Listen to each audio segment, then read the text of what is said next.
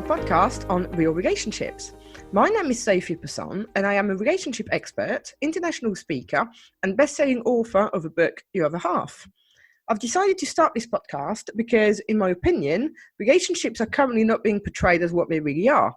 Whether you're watching the news, TV, social media, the perception given to people is wrong. And my aim is to talk about what happens in the real world, talk about real stories, and listen to what real people think, do, and go through, as opposed to creating expectations of something that doesn't actually exist. I may not agree with everything that is being said by my guests, but it is their chance to express their opinions and their stories. So here today, we have Sophie Gibson, and we are going to talk about body dysmorphic disorder, also known as BDD. Hi, Sophie. Hello.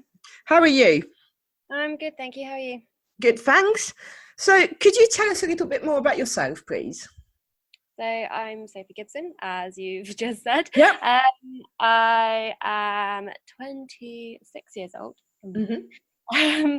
And I work in an IT company, and I also run a group of people with eating and body image difficulties. And that's current status at the moment. I'm just rushing around at the moment. So, yeah. Fair enough. So when you were younger, you struggled with an eating disorder and also with body dysmorphia. So could you tell us a little bit more about the body dysmorphia bit? So I think with the body dysmorphia, there was a bit of I think they ran in with the eating disorder quite a lot. So when I was getting treated with the eating disorder, the body dysmorphia was an element of it. So I had it in kind of two different ways. So I had it with my whole body. I felt like I was much bigger than I was. I couldn't see myself clearly. No matter what anybody else thought, I knew that I was bigger. Nobody could get through to me. I could not see what I was. And looking back on photos now, I know what I was, and I can see kind of objectively. So I had that in that kind of element. And the other kind of more typical element of BDD is some of the facial things that I would pick up on. Okay. So, for example, I have quite a prominent chin. And it makes me quite anxious to even say it now, which is but I have quite a prominent chin, and it was picked up on by some school kids, and then I would just fixate over a prominent chin. I felt like I looked like a joker. I felt like I looked like the Wicked Witch of the West. I felt like I had this pronounced like nose and chin, and I really struggled with it. And I think at one point I focused on my ears as well. So when I was in primary school, I was like, my ears are so big, and my mum used to put my hair back all the time. And I used to get so worried about going into school with my hair like held back, because I thought it would put emphasis on my ears. Yeah. And going back home and going, Mum, I need to put my hair down. I have to put my hair down going into school. But because I had long hair, she was worried about nits. And I was getting quite visibly upset by it. And she was like, what's going on? And I was like, my ears stick out so much. It's like, what? Like, I need them pinned or something. I need something going on. And there was loads of little elements of this kind of running throughout. I would fixate on different areas and just really struggle with my appearance. So, yeah, that's kind of my experience. It's an interesting thing because obviously people, this is a podcast, they can't see you, but I can. And, you know, first of all, your ears, well, you can't even see them. Do you know what I mean? And that's for the chin and the nose. I mean, I've met you in the flesh in the past, and I've never even noticed anything. And I wonder sometimes, you know, kids can be cruel. And it's not even true, you know, sometimes they just pick something randomly and say, oh, we're going to tease her about that. Whether it's right or wrong, you know, that, you know, even if you did have a big chin, but you don't. Yeah. And I know that maybe I was just more susceptible to the comments. I'm quite a sensitive person. So I read a book about sensitivity, and I know that I am a sensitive person.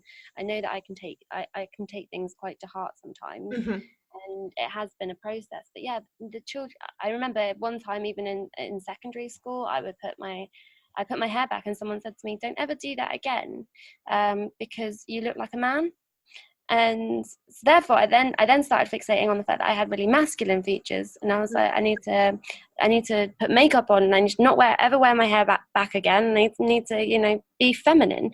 And it's that kind of filtering again, isn't it? It's the you don't pick up on all the good comments, you pick up on none of the good comments, and the ones that hurt you and the ones that get to you are the negative ones, and they're the most prominent things in your head sometimes, even if you have a troop of people behind you saying you're beautiful, you're stunning. It doesn't get through. And I think sometimes, you done. I'll tell you a story. When I was 14 or 15, and I had the most horrendous glasses you can think of. Now, glasses are fashionable or not, and often they become not. But either way, so I had these horrendous glasses on, and I was in London, but at the time I was 14 or 15, so my English was very little, and my French obviously was quite good because I am French. Either way, we sat there with a host family, and these two French people, walked by, and obviously they don't know I'm French as far as they're concerned, and whatever. And I heard them, oh, look at her. So I turned my face, instinct. Yeah. I just turned my face, and they said, oh, shame about the face though, in French. So I had to try and pretend that I didn't understand that bit, and I'm not French at all. And I just turned back and I was like, oh my God, am I really that bad? And I mean, I now know it was nothing to do with my actual face. It was probably with my glasses. It was probably the fact that I wasn't the cup of tea, and that's fine. But at the time, it was horrendous. Cutting, isn't it? It can be really cutting. And they didn't mean to be nasty, because they obviously did not know I'd understand what they said. But I think it's remembering, and it is hard, especially when you're younger, remembering that actually you're not going to be everyone's cup of tea. And we've all got different tastes. Yeah. So I think you kind of want to be everybody's taste, though, don't you? You kind of want to be like, but you can't. You're going to be thrown in all of these different directions, and you don't know. Some people like quite a prominent nose, and people like quite a petite nose. And if you're just thinking about noses, there's so many different styles. And then some people are like, oh, I really like a button nose, or oh, your nose is fantastic. And it's like, well, of course, we both have our own preferences. We're both attracted to different people, and we can't help that. It's something. And the truth is, I mean, I've seen people who've had plastic surgery to have like a button nose or a different nose or whatever. It really doesn't suit them, because it doesn't suit the shape of the face, Isn't it? So I think sometimes body dysmorphia can be kind of misunderstood. But I think that a lot of people would probably relate to that fact that sometimes they do think that they look bigger than they are. I know that personally, in the last sort of 18 months, well, a year, shall we say, I've been trying to lose weight, and due to various hormonal problems or whatever, it's not necessarily happened as quickly as I would have liked to. But people will see me and say, oh my God, you've lost loads of weight. And I'm like, no, I haven't. I really don't think that I have, because to me, I haven't. It's not to say that I don't necessarily like my body shape as it is. I just preferred it when I was smaller. But then the next question is, am I actually smaller? I just don't realise it. Yeah. And, even so, even though a lot of the thoughts are at bay, I'm quite willing to say this. It's one day I can wake up and I will feel absolutely fantastic within my body. I will feel like, okay, I have a great body. The clothes fit really well, and I have confidence and I can go out. The next day, realistically, I haven't even gained weight or lost. It doesn't change really, but I'll put the exact same clothes on and I'll feel absolutely miserable, and I might feel like the biggest person in the world, and it's impossible for that to work. But there's this such dissonance sometimes between what we think of ourselves and what we actually are in space and time. It's fascinating, the fact that we can have such a change in the way we think and how other people perceive us, because other people are probably perceiving me exactly the same way as they did the day before and the day before that and the day after that, for that matter. It's but it's something that it is a struggle. It is a struggle to keep it in check. And I think part of me being better is the fact that it's not me focusing on the fact that, oh, I feel terrible today, and oh, I'm so much bigger today.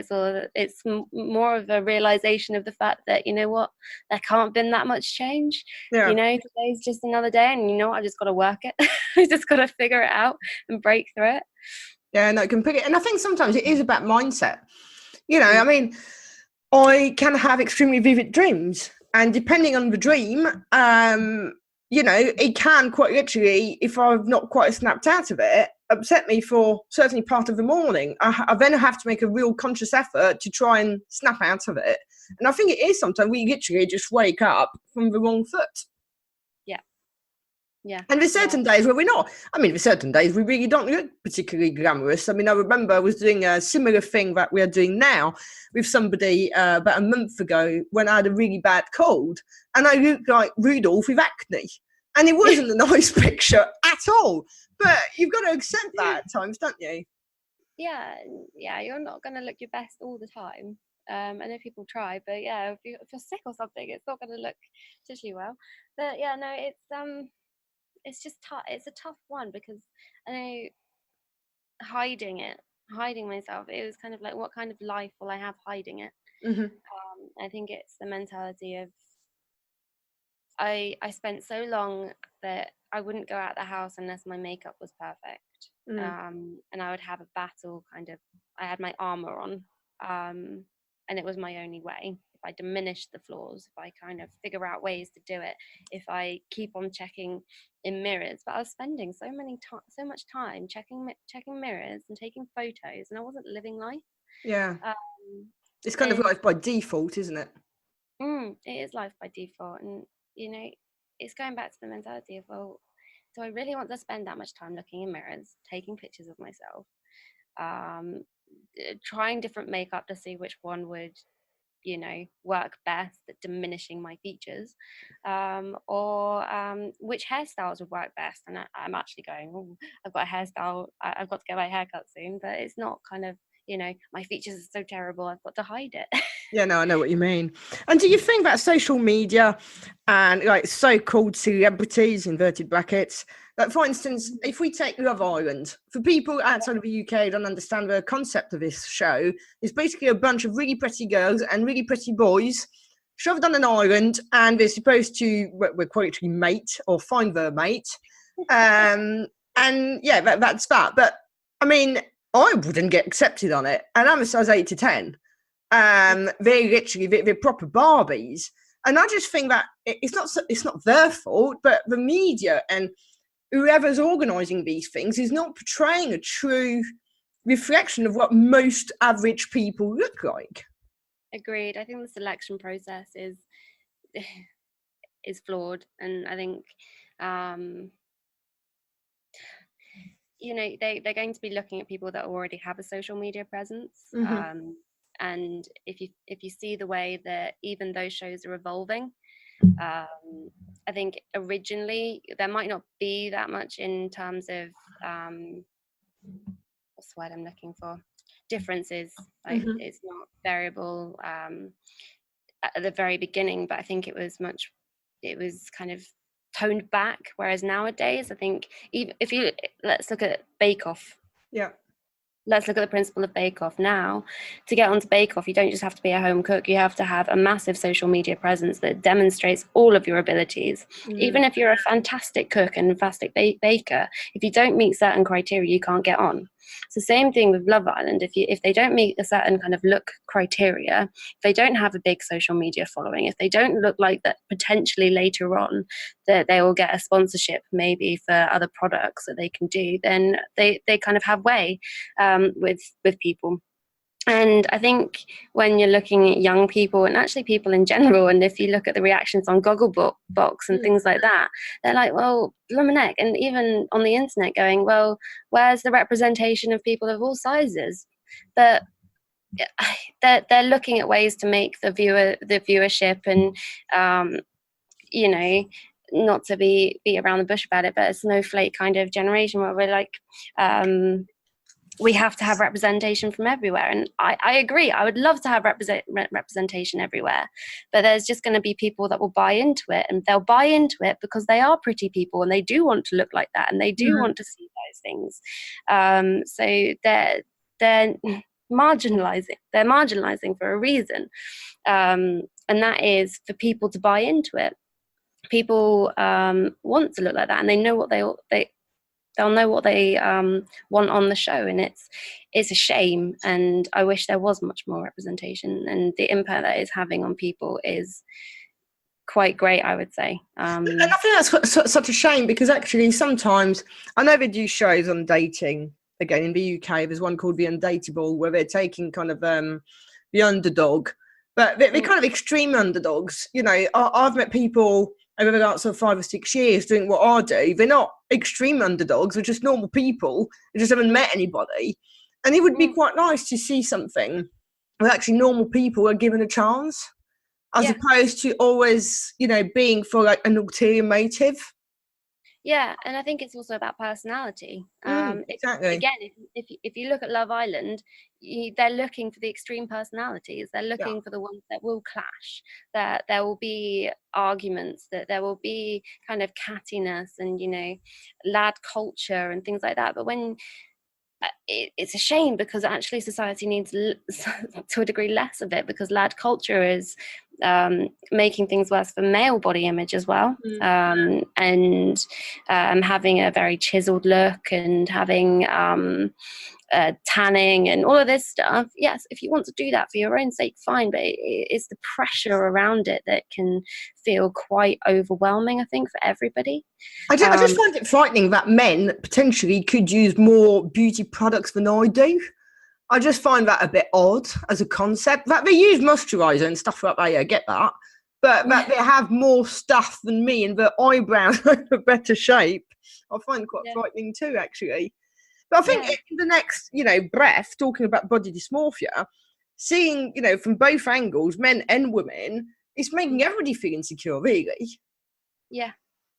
Everybody having these insecurities, and people are getting out of it as well. I was at a talk about fake food with Southampton University, and they were talking about the sponsorships and how people are buying into diet products and things like that from the people that are coming from places like Geordie Shore, Love Island, all of those different places, because they've been there. They're sponsoring these products that might be harmful for our health, mental health. And people are buying into it because they're in these programs. They are celebrities, and we're getting a greater fad with clean eating and Fitspo, so the kind of more muscular physiques and things like that, and how people are using certain protein stuff, and it's mind-boggling, and it's very difficult to navigate this world sometimes of social media. I mean, I know we're going off track a little bit, but this celebrity stuff, I mean, for me as celebrity, someone has done something, like, you know, Madonna, George Michael, they have an art, they've got something. These people, what they've done is they've walked around in bikini and pair of pants for like 6 weeks. And I don't think that should give, you know, them that much kudos, because going back to the younger generation, Jesus Christ, what are they going to think the world is about? You know, if their only aim in life is to walk around wearing a bikini for 6 weeks on a TV show, as opposed to actually understanding that that's never going to happen and hard work is the way forward, that's not good news either. No, it's not. And there's a couple of things that I've seen recently. Raising Rebels and is a social enterprise that works around, you know, giving kids an aspiration and, you know, breaking the norms of appearances and things like that. And you know, boys can be engineers and astronauts and things like that, and girls just are the princesses and look pretty and all of this stuff. And actually going, well, these are all the famous women that have done such amazing things with their lives. And it's what they've done with their intellect, and what's inside that does count. It sounds so soft and so kind of, you know, fluffy to a degree, but actually where is the inspiration for people to be intellectual, to, you know, use what they've got and their assets and their personalities to do what they want with their lives, instead of focusing on completely the exterior. And I think there's another thing, you know, there's an element of delusion, really, because, I mean, I use delusion quite a bit in the work that I do, because a lot of people often believe that once they've lost the weight, once, the words they use are actually when when I've lost weight, when I've found a partner, when I've got a new job. Yeah, no, I know. And they put all their hopes on the losing weight, the finding a partner, the getting a new job to be happy. And they forget that, if they're not happy now, when they've found or lost the weight or found a partner or whatever, a combination of all of these things, it's not necessarily going to make them any happier anyway, because they're going to be looking for the next when. They kind of move the goalpost all the time. Yeah. There's two elements to that, I'd say. One, why do we always applaud people if they've lost weight? Definitely. One is like if you have to change your diet because you've got some kind of health problem and you want to feel healthier, it could be actually you gain weight because you're gaining muscle mass.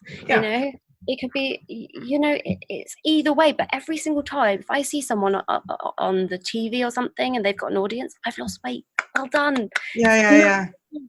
And that's like, why?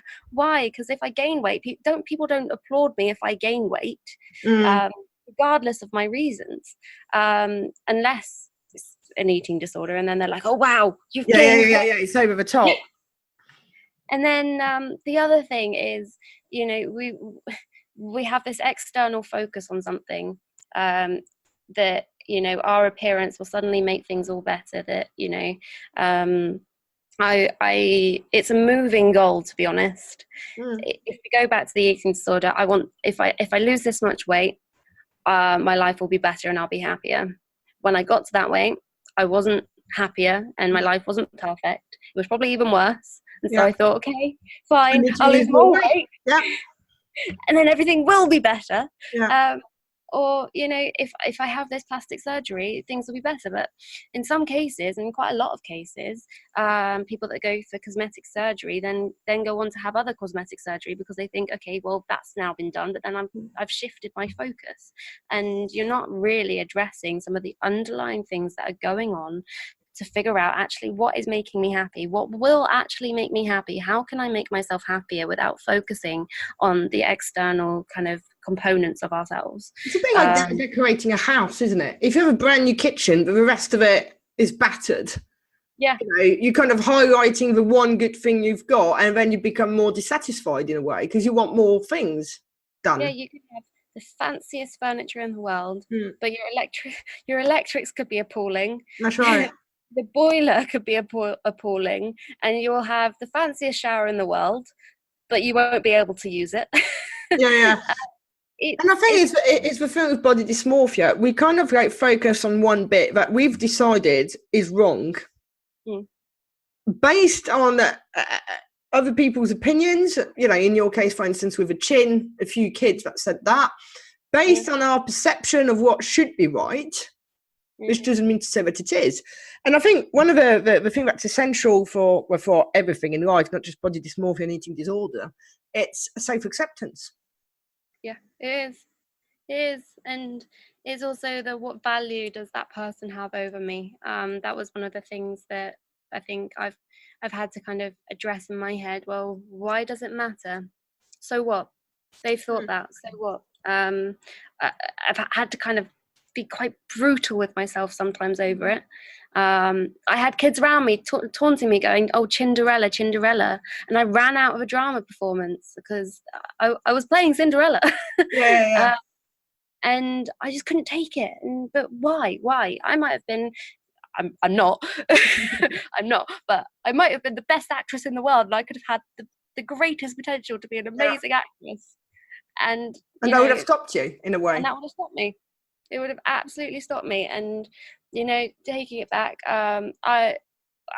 my friend did a vintage dance night the other night, and you know what, before I wouldn't have got up because I would be so afraid that the attention would be on me, that everyone would be watching me, and all of that stuff, all of the things that come with it, being judgment. kind of all the judgment. And I just let loose, and I had the most amazing time. It's challenging those things that has really helped. I know. So you run even a local group for people with eating disorders and body dysmorphia. But if people are not, where we are, which is in the south coast, on the south coast of England, what could they do if they felt they're identified with having body dysmorphic disorder? Okay. I would say, one, speak to your doctor about it, because that's the only thing that I could probably say that is the kind of guidelines. Try and speak to someone about it. Speak to a doctor first off, and then again, it's not losing hope with certain therapies or whatever you go on to. I'm a big advocate in kind of a holistic approach. I think you've kind of got to find whatever works for yourself. I mean, my story is just my story. My ability to go out and do these things to someone that might be struggling, it seems really far-fetched. Most probably, if I had been listening to this years ago, I would have just gone like, no, not for me. That's just she's overemphasizing things or something. You kind of have to figure things out if you want the help. It might be CBT, it might be antidepressants. It didn't necessarily work for me. It might be hypnotherapy, it might be NLP with you, it might be all of these different things that you can try, but there is so much more to life than this. And I know I felt quite stuck, and I felt quite the hours and hours that I would invest in trying to hide things and try and hide my appearance, and there's so much more out there for you to do. And I think it's also for, not necessarily parents, but friends to notice some of the patterns. And, we're recording these podcasts, obviously, to raise awareness of it. We may not help a person suffering from it directly, but hopefully someone will listen to it and see some of the signs in someone else and be able to broach the subject. Yeah, and it might be quite difficult, because I think, again, it might be a kind of defense mechanism that goes up when you approach it. But I think it's about kind of perseverance. And there was a thing that I posted the other day about when I is replaced with illness becomes wellness. And it's about kind of having a supportive network around you that can kind of see and recognize and help you through the journey. You might not get through to them, and it's not about attention seeking. I think, again, with the kind of eating disorder and body dysmorphia, a lot of things can come across as kind of attention seeking behavior, and vanity. Checking in mirrors is often associated with, vanity. But actually, it could be the biggest indicator of insecurity. Completely. So approaching things in a delicate way, but also, people aren't going to be willing unless they want. They're not going to get through if they're not willing to listen. And that's also important. And I think people have their own way of going about it. There's been a few recent documentaries, I think it was on the BBC, about body dysmorphia and the process of going through CBT and exposure and getting out there, and it is challenging as anything. It is the biggest feat in the world for somebody maybe not to wear makeup, maybe to go out in public. The agoraphobia that comes with it, there's so much, and there's so many different factors. And if you're thinking about it, if you have a fear of spiders, it's something you can avoid, but your body is not something you can avoid, so the fear might always be there. I think there needs to be a lot more empathy around that subject, because you're dealing with something that is them. Their appearance is them, and it's what they're struggling with, and that's their outward reflection of themselves. So it's something that is there, and you've got to, it might be steady, and it might take a while, but it's about understanding, isn't it? It is about the understanding, and it can get better. Those that are struggling, it can get better. Well, Sophie, thank you so much once again. It's been lovely talking to you again. For those of you who've not heard Sophie on a previous podcast, we did one on eating disorders, which has already been released, so you can watch that. So if you enjoyed the show, then please subscribe, leave us a review, and more importantly, come back for the next episode. Thank you very much.